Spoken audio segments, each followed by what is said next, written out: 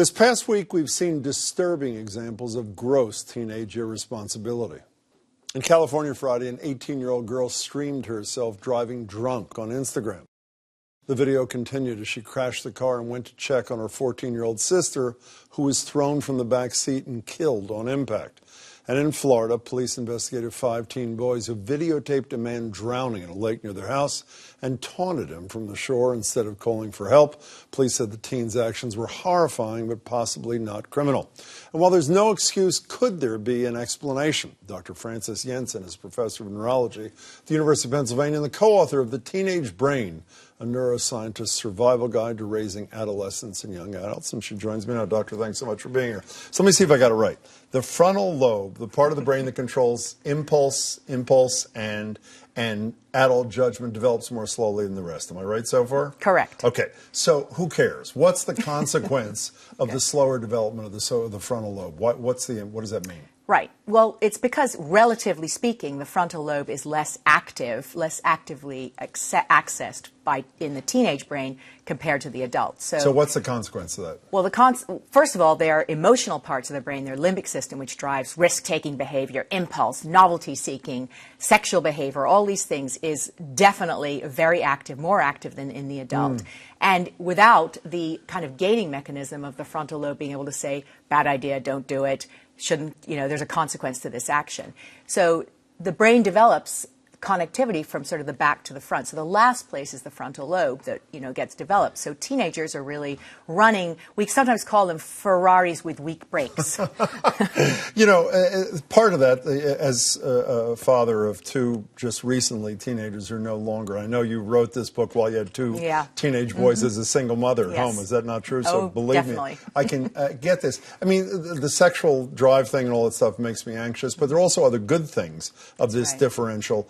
There's a capacity to learn that is off the charts, correct? That's right. So their brain is just more active. The brain cells, the neurons, make connections called synapses. And when you learn, you strengthen those synapses. And the biology behind that is set that everything is at higher levels in childhood and teen years. So they can make these connections much more rapidly. That's why they can learn languages faster than the adult.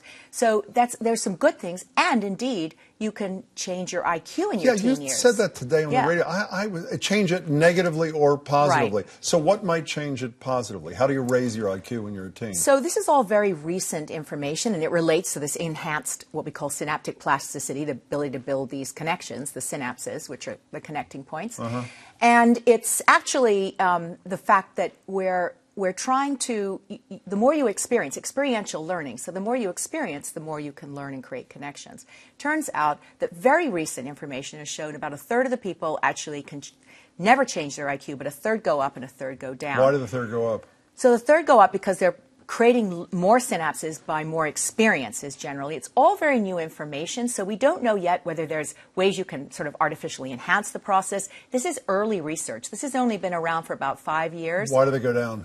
So we know that actually substance abuse can decrease it, stress can decrease, and these are very formative years. The teenage window is kind of into early mid-20s is a window where you're sort of scaffolding the finer points of your brain. You've done the major building, but now you're putting on the subtle connections and areas, and that's why the IQ is still able to change in that window. Let's give advice to 3 sets of people: legislators, educators, teachers, and parents, if we can. Let's start with legislators for a minute. You told me today that you were part of an amicus, a friend of the court brief to the Supreme Court, when they decided that you can give mandatory life to a juvenile, but there's got to be a possibility of parole. They don't have to get parole, but the Supreme Court said you at least have to have an opportunity for a hearing, and Massachusetts changed its laws. So, and we, like many other states, changed our laws to lower the age at which you'd be tried as an adult for a violent crime after a young man stabbed his best friend's mother close to 100 times in Somerville. What do you recommend to people who make laws about how to deal with this brain that isn't quite all the way formed? Well, I think a lot of the older legislation is based on older research. Before we recognized there was this extended period, the brain is the last organ in the body to mature, and it takes into the mid to late 20s.